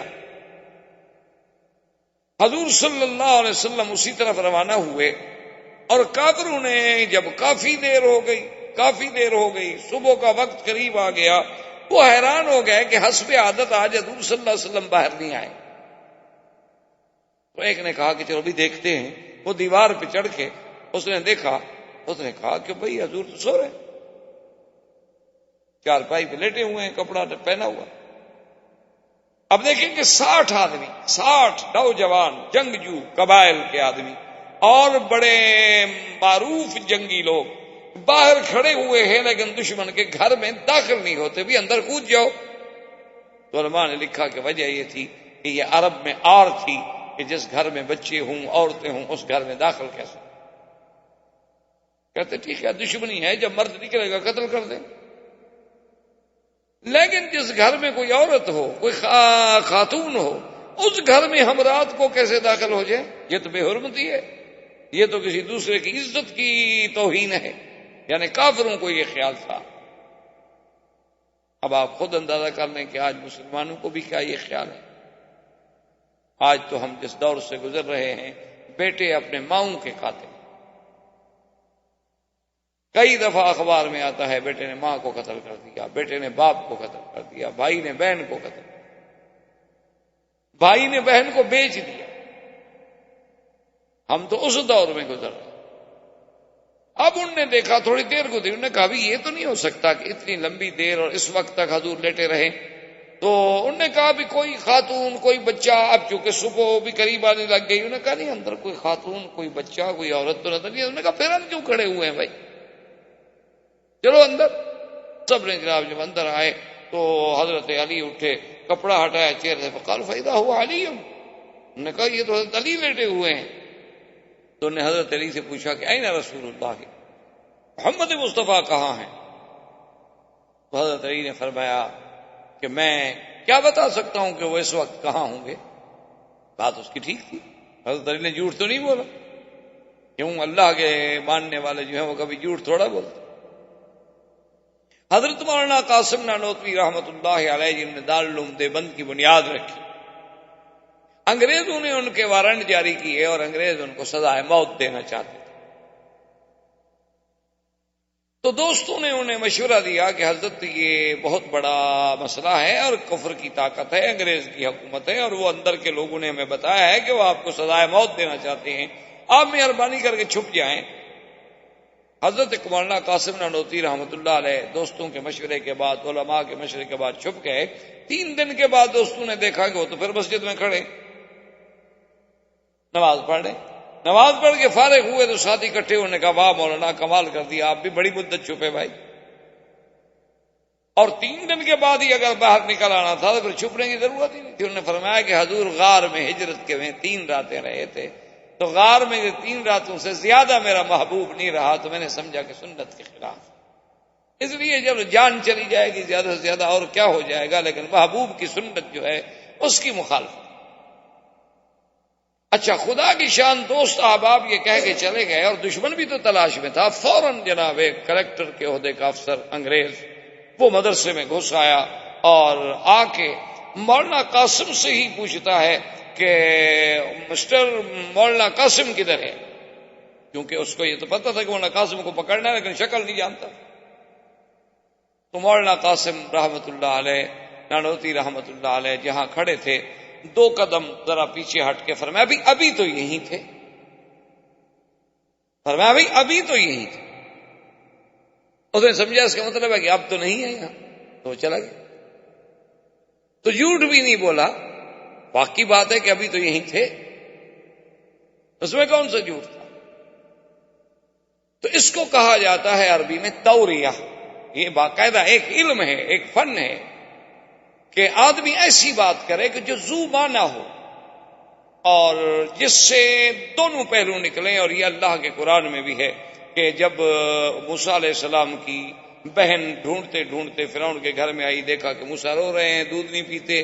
اب بہن ہے، بہن کا دل کیسے برداشت کرے کہ بھائی رو رہا ہو؟ بہن تو نہیں برداشت کر سکتی. تو بھی جلدی جلدی دوڑی اور اس کا کیا بات ہے، کیوں رو رہا ہے بچہ یہ؟ اب یہ بتا بھی نہیں سکتی بیچاری، ڈر کے مارے کہ میرا بھائی ہے. تو کیوں رو رہا ہے؟ انہوں نے کہا دودھ نہیں پیتا. دیکھو اس عورت کا دودھ دیا نہیں پیتا، اس کا دیا نہیں پیتا، اس کا دیا. انہوں نے کہا صحیح، اچھا ایسا ہے. هل أدلكم على أهل بيت يكفلونه لكم وهم له ناصحون. بی بی نے کہا اچھا یہ بتلاؤ کہ میں تمہیں ایک گھرانہ کیوں نہ بتلاؤں. ایک گھر ہے، اس میں ایک بی بی ہے، بڑی پاک، بڑی نیک، بڑی صالحہ، اور بالکل ابھی اس کا بچہ بھی ہوا ہے، اس کا دودھ یہ ضرور پیے گا. وہ بڑی پاک عورت. اب جب فرعون آیا نا جی، تو قرآن میں ہے، مفسرین لکھا ہے کہ جب بی بی نے یہ کہا نا کہ وَهُمْ لَهُ نَاصِحُونَ، اور وہ گھرانے والے، وہ عورت جو ہے دودھ پلانے والی اس بچے کی خیر خواہ بھی ہے، اس کی ہمدرد بھی ہے. تو فرعون کو فوراً سوچی، اس نے کہا بہن ادھر آؤ، تمہیں کیسے پتا ہے کہ وہ عورت اس بچے کی خیر خواہ ہے؟ اس کو کھٹکا کہ کہیں وہ عورت حقیقتاً تو اس کی ماں نہیں، اور یہ بچی جو ہے وہ جانتی ہے کہ یہ موسیٰ، یہ بچہ کون ہے، تو اس کا مطلب ہے کہ میں جس بچے سے ڈر رہا ہوں کہیں یہ وہ بچہ تو نہیں ہے. تو فرعون کی تو آنکھیں سرخ سے کہا تم نے کیسے کہہ دیا کہ وہ اس کی خیر خواہ ہے؟ اس نے کہا فرعون تو نے سمجھا نہیں، لہو ناصحون، میرا مقصد یہ تھا کہ وہ اس کے خیر خواہ ہے، تیری خیر خواہ ہے. اب ضمیر کا مرجع ادھر بھی ہو سکتا تھا، ادھر بھی ہو سکتا تھا. کہ لہو اس کے لیے یا اس کے لیے؟ میں نے تو کہا تمہاری خیر خواہ ہے، یعنی تمہاری مخالف نہیں، تم نہ ڈرو، وہ تمہارے ماننے والی عورت ہے۔ اور اچھا اچھا اچھا ٹھیک ہے، تو پھر مطمئن ہو گیا، تو تمہیں میری خیر خواہ ہے نا، بچے کی خیر خواہ تو نہیں ہے۔ تو اس لیے اس کو کلام عرب میں کہا جاتا ہے توریہ، کہ دشمن کے سامنے آدمی ایک ایسی بات کہے کہ آدمی اپنی جان بھی بچ جائے اور جھوٹ بھی نہ ہو، واقعتاً جھوٹ بھی نہ ہو، اور جان کے بچانے کے لیے اس قسم کے کلمات کہنے جو ہیں اس کی اجازت۔ اب جب انہوں نے حضرت علی رضی اللہ تعالیٰ عنہ کو دیکھا تو انہوں نے کہا کہ یہاں تو اللہ کے نبی نہیں ہے، فوراً ابو جہل نے کہا دیکھو دوڑو، اس نے کہا فوراً دوڑو، جلدی کرو اور جلدی پہنچو، بس اگر نبی اپنے گھر میں نہیں ہے نا تو پھر وہ ابو بکر کے گھر میں چھپے ہوں۔ یعنی ابو جہل کا بھی یہ عقیدہ تھا کہ اللہ کا نبی اپنے گھر کے بعد اگر کوئی مقام ہو سکتا ہے تو وہ ابو بکر کا مقام۔ دشمنی اپنی جگہ۔ دوڑے دوڑے جب آئے اور حضرت صدیق کے دروازے پہ آ کے کھٹکھٹایا، ابو جہل ہے، ساتھی ہیں، جوان ہیں، تو اندر سے بی بی اسما نکلی۔ یہ بی بی اسما جو ہیں یہ سیدہ عائشہ کی بہن، ماں کا فرق ہے، باپ ایک۔ بی بی عائشہ کی ماں الگ ہے، بی بی اسما کی ماں الگ ہیں، لیکن باپ دونوں کے ابو بکر ہیں اور یہ دونوں باپ کی طرف سے بہنیں ہیں۔ اور یہ وہ بی بی اسما ہیں جو عبداللہ ابن زبیر کی والدہ، اور یہ وہ بی بی اسما ہیں کہ جن کی بہادری کا یہ عالم تھا کہ جن کو اللہ نے اتنی بہادری دی تھی کہ یہ 8 سال کی بچی تھیں جب حضور کا کھانا لے کے غار میں پہنچانے جاتی تھی۔ تم آپ تو ایک دن ذرا غار میں چڑھ کے دیکھیں، بلکہ مکے کے لوگ جو بڑے بڑے پرانے لوگ ہیں، خبراء ہیں، پرانے علم والے، پرانی زندگی گزارنے والے، وہ کہتے ہیں خدا کی شان ہے کہ غار ثور میں آج بھی جس کے دل میں ابو بکر کی دشمنی ہو وہ غار ثور پہ نہیں چڑھ سکتا۔ وہ کہتے ہیں شرط لگا لیں کسی دشمن کو لے آئیں، اس کو کہیں کہ اس پہاڑ پہ چڑھو، وہ کبھی نہیں پہنچے گا غار تک، اللہ اسے پہنچنے ہی نہیں دیتے وہاں۔ کہ جب تم منکر ابو بکر ہو تو پھر وہاں جانے کا کیا مطلب؟ تو سیدہ اسما جو ہیں یہ اتنی بہادر بچی ہے کہ 8 سال کی عمر ہے۔ 8 سال کی عمر کیا ہوتی؟ ہمارے بچے بھی تو ہیں نا 8 سال کے، آپ دیکھیں کیا کرتے ہیں ماشاءاللہ۔ ہاں البتہ ٹی وی شیوی وی سی آر یہ چلا لیتے ہیں، اس میں ماہر ہیں، اس میں خاصی ترقی کی ہے ہماری نسل نے ماشاءاللہ، بہت آگے جا رہی ہے۔ اور اب تو ایسی ترقی کر گئے ہیں کہ فلمیں جو دیکھتے ہیں نا اپنے گھروں سے چھلانگ لگا کے کئی بچے مر گئے، اور ان بچوں کے لباس اور کپڑوں کو دیکھیں تو آدمی حیران ہوتا ہے کہ پتہ نہیں یہ کس خطے کی مخلوق ہے۔ میں تو کبھی کبھی سوچتا ہوں کہ دیکھتا ہوں نا ٹوپیاں، رنگ برنگی کپڑے پلاسٹک کے، اور بوٹ اتنے بڑے کہ بچے سے بھاری، اتنے بڑے بڑے بوٹ باندھنے کے لیے 3 آدمی آ جائیں، ایک دفعہ بند جائے تو 3 گھنٹے نہیں کھلتے، اللہ کا عذاب ہے مستقل۔ کیا ہے نقل کرنی ہے، ایک انگریز پہنتا ہے تو ہمارے بچے کیسے نہ پہنے؟ نہ آرام مقصود ہے، نہ عزت مقصود ہے، نقل مقصود۔ وہ بدبخت اگر آج بھویں اور بال سب صاف کرا دینا، دیکھ لیں گے آپ 4 دن کے بعد ہی سب صاف، ہماری بد قسمتی ہے۔ لیکن 8 سال کی بچی ہے، دیکھو باہر نکلی تو ابو جہل جیسا آدمی، ابو جہل 6 فٹ سے بھی لمبا آدمی تھا اور بڑا قداور، بڑا زوردار، بڑا ڈیل ڈال۔ اس نے کہا کہ اسما این ابو کی، تمہارا باپ کہاں ہے؟ وَأَيْنَ رسول اللہ، اور محمد مصطفیٰ کہاں ہے؟ اس نے کہا ابو جہل مجھے نہیں پتا کہ وہ اس وقت کہاں ہے۔ تو ابو جہل نے غصے میں آ کر بدبخت نے سیدہ اسما کے چہرے پہ تھپڑ ڈالا۔ باقاعدہ کتابوں میں لکھا ہوا ہے کہ دائیں رخسار پہ سیدہ اسما کو ابو جہل نے تھپڑ مارا تو بائیں کان کی بالی جو تھی وہ کان سے ٹوٹ کے 1 فرلانگ دور جا پڑی، اتنا زور سے اس ظالم نے مارا، لیکن بی بی سہ گئی اور راز نبوت نہیں کھولا۔ مجھے نہیں پتا کہاں ہے۔ اب شرمندہ بھی ہوا کہ میں نے ایک بچی پہ ہاتھ اٹھایا، اب سب عرب دیکھ رہے ہیں یہ کیسا بدبخت ہے، لڑکیوں کو مارتا ہے۔ فوراً شرمندہ ہوا، واپس آیا، دار الندوہ میں پہنچا اور فوراً میٹنگ کال کی انہوں نے کہا کہ دیکھو اللہ کے نبی تو چلے گئے، لیکن اگر وہ ہم سے نکل گئے اور کسی بھی طرح وہ مدینہ منورہ پہنچ گئے تو پھر ہماری خیر نہیں ہے، اس لیے ہمیں فوراً ہر ممکن تلاش کرنی چاہیے۔ اور 100 اونٹنی کا اعلان کیا ابو جہل نے کہ جو آدمی اللہ کے نبی کی خبر لائے گا میں اس کو 100 اونٹنی انعام دوں۔ اب جناب کفار قریش دوڑ پڑے اور ادھر میرے بدلی آگے آگے جا رہے ہیں، سیدنا صدیق پیچھے جا رہے ہیں، اور جب غار کے پہاڑ کے قریب پہنچے، حضور تھوڑے سے اوپر چڑھے تو سیدنا ابو بکر کہتے ہیں کہ حضور کی انگلیاں مبارک میں خون بھر گیا، ان کے نازک بدن تھا کہ حضرت انس فرماتے ہیں کہ میں نے تو ایسا ریشم و کم خواب بھی نرم نہیں دیکھا جیسے حضور کی تلیاں مبارک نرم تھی۔ تو حضرت صدیق سے نہ رہا گیا، حضرت صدیق رضی اللہ تعالیٰ عنہ نے عرض کیا کہ یا رسول اللہ ارکب علی کتفی، حضور میں بیٹھ جاتا ہوں آپ میرے کندھے پہ سوار۔ حضور فرمایا ابو بکر کیا کرنے کا؟ حضور میں آپ کی تکلیف نہیں دیکھ سکتا، ان پتھروں پہ چلتے ہوئے آپ کے پاؤں، آپ کا جسم، آپ کا جسد مبارک ایک تکلیف محسوس کر رہا ہے، ابو بکر یہ برداشت نہیں کر سکتا۔ تو حضور صلی اللہ علیہ وسلم آپ کے کندھے پہ بیٹھے اور ابو بکر اٹھا کے چلے۔ اسی لیے ایک آدمی نے جب حضرت علی سے پوچھا کہ من اعلم الناس، کہ حضور کے صحابہ میں سب سے بڑا علم والا کون تھا؟ قال ابی بکر، ابو بکر۔ میں نے کہا عجیب بات ہے، ابو بکر آپ سے بھی بڑے عالم تھے؟ انہوں نے کہا ہاں، حضور نے اپنے مصلی پہ ابو بکر کو کھڑا کیا ہے، اگر ابو بکر سے بڑا عالم کوئی ہوتا تو حضور اس کو مصلی پہ کھڑا کرتے، کیونکہ حضور کا فرمان ہے کہ فَلْيَؤُمُّكُمْ أَعْلَمُكُمْ، تمہارا امام وہ بنے جو سب سے بڑا عالم۔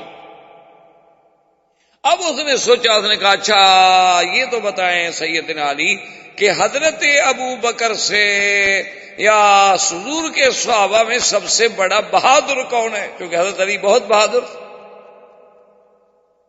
تو حضرت علی نے پتہ کیا کہا؟ اس نے کہا ابو بکر، سب سے بڑا بہادر بھی ابو بکر۔ کہا کیا کہہ رہے ہیں؟ انہوں نے کہا کیا کہہ رہے ہیں کہ عجیب بات ہے کہ خدا نے کہ کعبے میں جو بت بنے ہوئے تھے دیواروں پر، تو حضور پاک نے مجھے فرمایا کہ علی تم ایسے نیچے ہو جاؤ، میں تمہارے کندھے کے کمر کے اوپر کھڑے ہو کر ان بتوں کو مٹا دوں۔ تو ابھی حضور نے ایک قدم رکھا تو میں نے کہا قطن یا رسول اللہ، بس بس بس یا رسول اللہ، میری کمر ٹوٹ جائے گی۔ میں حضور کو 1 منٹ کے لیے برداشت نہیں کر سکا، تو بہادر تو ابو بکر ہے جو کندھے پہ بٹھا کے 3 میل اوپر چڑھ گیا۔ بہادر تو پھر ابو بکر ہے، الذی حملہ الی الغار۔ اور اللہ کی شان دیکھیں کہ ایک دل میں جب بغض ہو نا جی تو پھر باتیں بغض والی سوجتی ہیں، محبت ہو تو محبت والی سوجتی ہیں۔ یعنی اگر آپ سبز اینک لگائیں گے تو ماحول سبز نظر آئے گا، اور سرخ شیشے ہوں سرخ نظر آئے گا۔ ایک عالم دین تقریر فرما رہے تھے یہی واقعہ غار کا، ہجرت کا، کہ سیدنا ابو بکر اپنے کندھوں پہ بٹھا کے سرکار دو عالم صلی اللہ علیہ وسلم کو غار تک لے گئے۔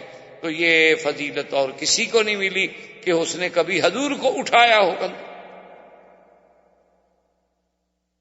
تو ایک منکر صدیق نے، ایک شقی نے، ایک بدبخت نے یہ لکھا، اس نے کہا کہ جی یہ کون سی فضیلت ہے کہ ابو بکر کے کندھوں پہ حضور بیٹھ گئے؟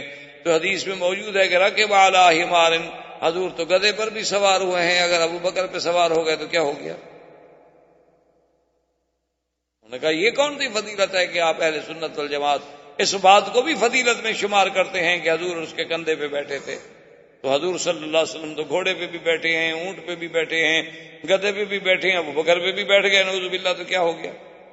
یعنی مقصد اعتراض۔ تو انہوں نے فرمایا کہ میرے بھائی بالکل ٹھیک ہے، ہم مانتے ہیں، لیکن تم نے اصل بات کو سمجھا نہیں ہے۔ حضور اونٹنی پہ بھی بیٹھے، براق پہ بھی بیٹھے، حضور گھوڑے پہ بھی بیٹھے، حضور گدھا پہ بھی بیٹھے، حضور خچر پہ بھی بیٹھے، حضور دلدل پہ بھی بیٹھے۔ یہی تو ہمارا عقیدہ ہے، لیکن ہمارا ایمان ہے جس اونٹ پہ حضور بیٹھے ہیں وہ اونٹ ساری دنیا کے اونٹوں سے افضل ہے، اور جس گدھا پہ حضور بیٹھے ہیں وہ گدھا ساری دنیا کے گدھوں میں افضل ہے، اور جس بندے پہ نبی بیٹھا ہے وہ بندہ ساری دنیا کے بندوں سے افضل۔ یہی تو ہمارا عقیدہ ہے، اسی کو تو ہم بیان کرتے ہیں. ہم منکر تو نہیں ہیں کہ حضور نہیں بیٹھے. فلما دنا الى الغار، جب حضور غار کے قریب پہنچے، اس نے کہا یا رسول اللہ کیف یا رسول اللہ، حضور آپ اتریں، ٹھہر جائیں ٹھہر. حضور فرمایا لماذا ہے آپ؟ کہنے لگا حضور مدتوں کی پہاڑوں میں غار ہے، خدا جانے اندر کوئی جانور ہو، کوئی سانپ ہو، کوئی پہاڑی بچھو ہو اور کوئی موذی اشیاء اندر ہوں تو میں کیسے برداشت کر سکتا ہوں کہ پہلے میرا محبوب اندر جائے، پہلے مجھے جانے دے، میں صاف کروں، اطمینان کروں، پھر میرا محبوب اندر آئے. حضور نے فرمایا کہ اچھا ٹھیک ہے. تو حضرت ابو بکر اندر تشریف لے گئے اور کپڑے سے پوری غار کو صاف کیا اور دیکھا کہ کہیں سوراخ ہے، کہیں کوئی چیز ہے، کہیں کوئی چیز ہے. غاریں پرانی سی غاریں تھی تو کہیں کپڑا پھاڑ کے اس میں دے دیا، کہیں کوئی چیز دے دی. بند کر کے اطمینان کرنے کے بعد اس نے عرض کیا ادخل یا رسول اللہ، اب حضور آپ اندر تشریف لائیے. تو علماء نے اس عمل سے ایک مسئلہ استنباط کیا. انہوں نے کہا کہ جب مکے کے جبل سور کی غار میں پہلے ابو بکر داخل نہ ہوں تو نبی داخل نہیں ہوتے، تو مسلمان کے دل والی غار میں بھی جب تک حب ابو بکر نہیں ہوگی تو حب رسول کبھی داخل ہو ہی نہیں سکتا. یہ اللہ کی حکمت ہے. جو ابو بکر کا منکر ہے وہ رسول کا منکر کہ فمن احبهم فبحبی احبهم ومن ابغضهم فببغضی ابغضهم. میرے آقا نے فرمایا کہ جو صحابہ سے محبت کرتے ہیں وہ دراصل صحابہ سے محبت نہیں، وہ میری محبت ہے، جو میرے صحابہ، اس لیے محبت ہے نا. ومن ابغضهم، اور جن کو صحابہ سے بغض ہے، فببغضی ابغضهم، ان کو دراصل محمد الرسول اللہ سے بغض ہے. صحابہ کا تو بہانہ کرتے ہیں، اصل تو اللہ کے نبی سے بغض. اب جناب کفار قریش کے جو وہ گروپ بن گئے، تم ادھر بھاگو ادھر بھاگو، تلاش کرو تلاش کرو، اور جناب جہاں جاتے ہیں کوئی نشان ہی نہیں ملتا. کیونکہ وہ تنظیم ایسی تھی نا کہ جب صبح ہونے سے پہلے تو عامر ابن فہرہ مال لے گئے، اور جہاں جہاں حضور پاک کے قدم تھے، ابو بکر کے قدم تھے، اوپر مال چلا گیا، خلاص نشان مٹ گئے. لیکن ڈھونڈتے ایک گروپ جو ہے وہ عین غار ثور پہ پہنچ گیا. جب وہاں پہنچا وہ گروپ، اب کتابوں میں مختلف باتیں ہیں. بعض لوگ کہتے ہیں، بعض روایات میں یہ بھی ہے کہ ایک عنکبوت نے، عنکبوت کہتے ہیں مکڑی، یہ آپ نے دیکھا نا مکڑی گھروں میں جالا تن دیتی ہے، کوئی گھر ویران پڑا رہے تو اس کی چھتوں کے ساتھ ایسے جالا سا بنا لیتی ہے، یہ اس کو مکڑی کہا جاتا ہے، عربی میں اس کو کہتے ہیں عنکبوت.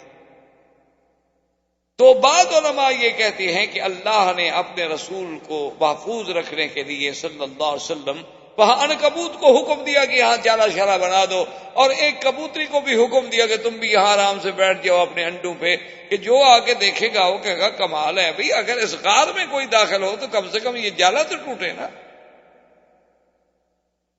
اور غار میں داخل ہو تو یہ آرام سے پرندہ کیسے بیٹھا رہے انڈوں پہ، کم سے کم یہ اڑ جائے، پریشان ہو، کچھ اس میں اضطراب کی حرکات ہوں. ادھر تو کوئی نہیں معلوم ہوتا. لیکن یہ روایات کسی صحیح حدیث میں نہیں ملتی. البتہ بعض روایات میں ہیں جو روایات ضعیف ہو سکتا ہے. وما ذلک علی اللہ بعزیز، اللہ کے آگے کون سی مشکل بات. اللہ تبارک و تعالی اگر ہدہد سے حضرت سلیمان علیہ السلام کے لیے اتنا بڑا کام لے سکتے ہیں تو کیا کسی اور پرندے سے میرے مدنی صلی اللہ علیہ وسلم کی حفاظت کا کام نہیں لیا جا سکتا؟ کوئی بڑی بات نہیں. لیکن بہرحال یہ واقعہ کسی حدیث صحیح میں ہمیں ملتا ہے یا کسی صحیح حدیث مبارک میں ملے. البتہ یہ بات جو ہے یہ بخاری و مسلم میں اور سیاہ ستہ میں موجود ہے کہ جب وہ گروہ آیا تو وہ بالکل عین دروازے کے قریب آ گئے، اور حضرت ابو بکر فرماتے ہیں کہ میں ان کے قدموں کو دیکھ رہا ہوں کہ وہ کھڑے ہیں. اب اس میں بھی دو روایات ہیں. بعض علماء فرماتے ہیں کہ وہ دروازے پر تھے، اور بعض کہتے ہیں کہ نہیں وہ پہاڑ کے اوپر تھی. یہ تو غار تھی نا، اوپر تو پہاڑ تھا نا، تو اوپر جو تھے تو اس میں کوئی ایک دراڑ تھی جس سے وہ نظر آتے تھے. لیکن زیادہ روایات یہی ہیں کہ وہ دروازے پر تھے. یعنی یوں اگر مڑ کے دیکھا جائے تو حضرت ابو بکر گھبرائے تو انہوں نے فوراً کہا کہ یا رسول اللہ لو نظر احدهم تحت قدمیہ لابصرنا. میرا مدنی اگر ان میں سے کسی نے صرف اپنے پاؤں کے نیچے بھی غور کر کے دیکھا تو نیچے تو ہم بیٹھے ہم نظر آ جائیں. اللہ اکبر. حضور نے فرمایا ما ظنک باثنین اللہ ثالثہما. اللہ اکبر. ما ظنک یا ابا بکر باثنین اللہ ثالثہما. حضور نے فرمایا ابو بکر کیا گمان ہے تمہارا ان دو آدمیوں کے بارے میں جن کے ساتھ تیسرا خود خدا ہو. ان کا کوئی کچھ بگاڑ سکتا ہے؟ اسی کو قرآن نے اتارا. قرآن اللہ کا جبریل لایا الا تنصروہ فقد نصرہ اللہ اذ اخرجہ الذین کفروا ثانی اثنین اذ ہما فی الغار. اللہ نے فرمایا کہ دیکھو اللہ نے کیسے مدد کی. کب؟ اللہ فرماتے ہیں کہ جب کافروں نے میرے مدنی کو اور ابو بکر کو نکالا. اذ اخرجہ الذین کفروا ثانی اثنین، وہ دو میں سے دوسرا. اللہ نے یہ نہیں فرمایا اثنین بلکہ فرمایا ثانی اثنین اذ ہما فی الغار، کہ وہ دو میں سے دوسرا.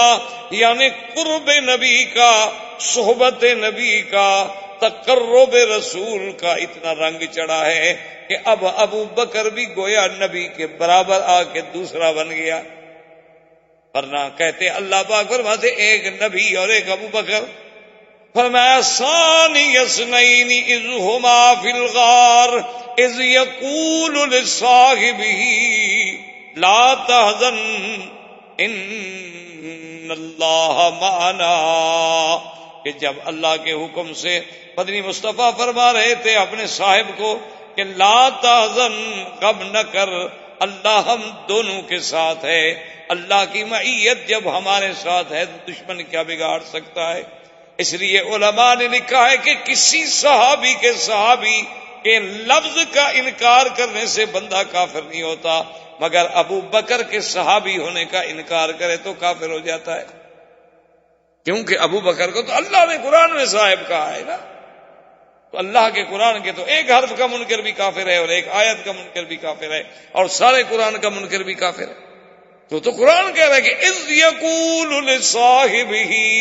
اور خدا کی شان ہے کسی میدان کا بھی واقعہ نہیں کہ کوئی بندہ یہ کہہ سکے کہ صاحب سے مراد یہ تھے، یہ نہیں تھے، یہ تھے، یہ نہیں تھے. چونکہ غار میں یا محمد ہیں یا ابو بکر ہیں اور ہے کوئی نہیں، تو کوئی اور تو صاحب بن ہی نہیں سکتا نا. اذ یقول لصاحبہ لا تحزن ان اللہ معنا. اللہ کی شان دیکھیں، یہاں ایک ابو بکر کی شان ہے اور ایک میرے مدنی محمد مصطفیٰ کی شان ہے. کیوں؟ علماء نے لکھا کہ دیکھو کہ جب موسیٰ علیہ السلام کے ساتھ ان کی قوم اللہ اکبر مصر سے نکل کے جا رہی تھی اور پیچھے فرعون لشکر لے کے آ گیا تو قوم گھبرا گئی، ڈر گئے. پہلے بھی تو بڑے کچلے ہوئے لوگ تھے، مظلوم. کیونکہ جو لوگ کافروں کے ملک میں رہتے ہیں نا ان کو پتا ہے نا کہ مسلمانوں کی زندگی وہاں کیسے. یہ تو الگ بات ہے کہ اللہ نے مسلمانوں کو جہاں حکومت دی انہوں نے کبھی اقلیات پہ کبھی کافروں پہ ظلم نہیں کیا. لیکن جب کافروں کو طاقت ملی آج بھی اسپانیہ اور غرناطہ کی مسجدیں گواہ ہیں کہ کفر کیا کرتا. آج بھی تاریخ ہے، حقائق ہیں، موجود ہیں. آپ کو صفو میں دیکھ لیں، آپ سربیا کے احوال پڑھیں، آپ کشمیر کے احوال پڑھیں، آپ دیکھیں کیا کیا نہیں ہو. ظلم کی وہ کون سی قسم جو مسلمانوں پہ آزمائی نہیں جاتی. وہ ظلم کا کون سا ایسا نیا طریقہ ہے. میرے خیال میں اگر آج اللہ تاتاریوں کو، ہلاکو کو، چنگیز کو، ان بدبختوں کو بھی زندہ کر دینا، ان کو بھی یہ طریقے ظلم کے نہیں آتے جو مسلمانوں کے خلاف آزمائے جا رہے۔ لیکن تاریخ اٹھا کے دیکھ لیں کہ مسلمانوں نے کبھی کسی کافر پہ، کبھی کسی کافر اقلیت پہ ظلم نہیں کیا، ان کا تحفظ کیا، ان کے معابد کا، ان کے مندروں کا، ان کے گرجاؤں کا، ان کے کلیساؤں کا، ان کی حفاظت کی۔ بلکہ حضور حکم فرماتے تھے کہ کبھی جنگ میں دوسرے مذہب کے کسی پادری کو، کسی راہب کو قتل نہ کیا کرو جب تک کہ وہ خود تلوار نہ۔ اب یہ شان دیکھیں، انہوں نے کہا کہ جب موسیٰ علیہ السلام جا رہے تھے تو قوم گھبرا گئی۔ انہوں نے کہا کہ آگے دریا ہے اور پیچھے فرعون کا لشکر ہے، اور لشکر کی بھی تھوڑا سا نہیں ہے، یعنی 6 لاکھ فوج لے کے فرعون تعاقب کر رہا۔ تو موسیٰ علیہ السلام کے پاس آئے، انہوں نے کہا کہ جی ہم تو مارے گئے، آگے جاتے ہیں دریا ہے، دریا پہ کوئی پل نہیں، کوئی کشتی نہیں، کوئی قصہ نہیں، اور اگر ٹھہرتے ہیں تو ہم کیا مقابلہ کر سکتے ہیں، 6 لاکھ کی فوج آ رہی ہے فرعون کی۔ تو موسیٰ علیہ السلام نے کیا کہا؟ قال كلا إن معي ربي سيهدين فرمایا قوم مت ڈرو، میرا رب میرے ساتھ ہے، مجھے راستہ دکھلائیں۔ انہوں نے کہا یہی فرق ہے موسیٰ اور محمد مصطفیٰ کا، کہ موسیٰ علیہ السلام نے کہا میرا اللہ میرے ساتھ ہے، لیکن یہ شان کرم ہے محمد پاک کا۔ انہوں نے فرمایا ان اللہ معنا، ابو بکر اللہ ہم دونوں کے ساتھ ہے۔ انہوں نے یہ نہیں کہا کہ صرف میرے ساتھ ہے۔ تو یہ شان رحمت کی علامت۔ اب جب حضور نے تسلی دی تو ابو بکر کو تسلی آئی کہ جب اللہ کا نبی کہہ رہے ہیں تو صاف بات ہے کہ اللہ کا نبی تو کوئی بات ایسے نہیں کہتے جب تک اللہ وحی نہ بھیجیں، اللہ خبر نہ کرے۔ لیکن افسوس ہے، بدقسمتی ہے ہماری کہ ایسے ایسے فرقے بھی پیدا ہو گئے کہ جنہوں نے حقائق کو مسخ کر ڈالا۔ انہوں نے باقاعدہ کتابوں میں لکھا ہے کہ دراصل ابو بکر نے شور کر دیا، رونے لگ گیا، بظاہر تو وہ نبی کو نعوذ باللہ دھوکہ دے رہا تھا کہ میں آپ کی محبت میں، آپ کے غم میں رو رہا ہوں، اور اندر سے ابو بکر کا مقصد یہ تھا کہ دشمن جو باہر کھڑے ہیں وہ میرے رونے کی آواز کو سنیں اور اندر آ کر اللہ کے نبی کو پکڑ لیں۔ انہوں نے تو شور مچایا تھا۔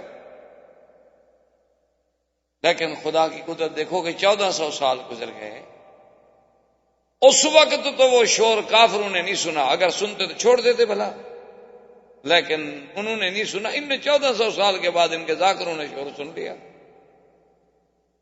مکے والوں نے جو غار کے اوپر کھڑے تھے وہ تو نہیں سن پائے۔ اگر انہوں نے رونا شور تھا اور وہ شور سن لیا ہوتا تو وہ کب چھوڑ دیتے تھے۔ اور اسی لیے خدا کی شان دیکھیں، وہ تو علام الغیوب ہے نا، علیم بذات صدور ہے۔ اللہ نے فرمایا لا تحزن، یاد رکھو 2 لفظ ہیں قرآن میں، ایک ہے لا تخف اور ایک ہے لا تحزن، ایک ہے ڈرو نہیں، ایک ہے غم نہ کرو۔ ان دونوں میں بہت بڑا فرق ہے۔ جب آدمی کو اپنا ڈر ہو تو وہاں ہوتا ہے کہ بھئی مت ڈرو، جیسے موسیٰ علیہ السلام کو اللہ نے حکم دیا کہ تمہارے ہاتھ میں کیا ہے؟ اللہ میاں لکڑی، فرما گراؤ، پھینکو، پھینک کے سام پر گاؤ، بھاگے موسیٰ علیہ السلام۔ اللہ فرمایا خذھا ولا تخف، موسیٰ علیہ السلام پکڑو لکڑی، ڈرو شرو نہیں، خیر ہے، یہ تو معجزہ ہے، ہم نے سام بنایا، ابھی لکڑی ہم بنا دیتے ہیں۔ تو موسیٰ کو اپنا ڈر تھا تو اللہ نے فرمایا لا تخف۔ اور اللہ نے اسی موسیٰ کی اماں کو فرمایا کہ جب دشمنوں کو پتہ چل جائے تیرے بچے کا، وَأَوْحَيْنَا إِلَىٰ أُمِّ مُوسَىٰ أَنْ أَرْضِعِيهِ فَإِذَا خِفْتِ عَلَيْهِ فَأَلْقِيهِ فِي الْيَمِّ وَلَا تَخَافِي وَلَا تَحْزَنِي إِنَّا رَادُّوهُ إِلَيْكِ وَجَاعِلُوهُ مِنَ الْمُرْسَلِينَ۔ اللہ نے فرمایا کہ موسیٰ کی اماں اپنے بچے کو دودھ پلا کے صندوق میں بند کر کے ڈرو نہیں دریا میں ڈال لو، لا تخافی، تم اپنا بھی کوئی ڈر نہ کرنا، تمہاری بھی ہم حفاظت کریں گے، ولا تحزنی، اور موسیٰ کا بھی ڈر نہ کر، غم نہ کر، اس کا بھی کوئی فکر نہ۔ انا رادوہ الیک، ہم موسیٰ کو تمہاری طرف لوٹائیں گے، وَجَاعِلُوهُ مِنَ الْمُرْسَلِينَ، اور ہم موسیٰ علیہ السلام کو مقام رسالت بھی عطا فرمائیں گے۔ تو اللہ نے یہاں بھی کیا فرمایا؟ اللہ نے فرمایا اِذْ يَقُولُ لِصَاحِبِهِ لَا تَحْزَنْ، میرا بدنی اپنے سنگی کو، ساتھی کو، صاحب کو کہہ دے کہ وہ تیرا غم نہ کرے۔ وہاں بھی ابو بکر کو غم تھا تو محمد مصطفیٰ کا تھا، نہ اپنا فکر تھا نہ غم تھا۔ اللہ نے لا تخف نہیں فرمایا بلکہ لا تحزن کا لفظ فرما کر ہمیشہ کے لیے دشمنوں کا منہ بند کر دیا۔ حضور صلی اللہ علیہ وسلم غار میں ہیں اور پوری کفر کی طاقت جو ہے نا جناب وہ تلاش میں ہے، لیکن اللہ کی شان ہے کہ ایسا نظم ہے اور یہ سعادت ملی تو صرف صدیق کے گھرانے کو ملی ہے کہ غار کا ساتھی ہے تو ابو بکر ہے، اور سارے دشمنوں کی خبریں لانے والا ہے تو عبداللہ ابن ابی بکر ہے، ابو بکر کا بیٹا ہے، اور نقش مٹانے والا ہے تو ابو بکر کا غلام عامر ابن فہیرہ ہے، اور طعام پہنچانے والی ہے تو ابو بکر کی بیٹی ہے، اور راز نبوت کے لیے مار کھانے والی ہے تو وہ ابو بکر کی بیٹی ہے، جس کو اللہ اتنی نعمتیں دے اس کی شان میں کون کمی کر سکتا؟ یہ تو ہماری کم عقلی ہے، ہمارے ان دوستوں کی کم عقلی ہے کہ جن کو آج تک اصحاب رسول کی عظمت اور مقام جو ہے وہ سمجھ نہیں آ سکتا۔ روزانہ باقاعدہ تنظیم سے عبداللہ ابن ابی بکر جا کے حال پہنچاتے ہیں کہ یا رسول اللہ آج کافروں نے یہ کیا یہ کیا یہ کیا۔ عامر ابن فہیرہ مال چراتے چراتے نقصان مٹاتے ہیں اور 7 بکریوں کا دودھ پہنچا دیتے ہیں۔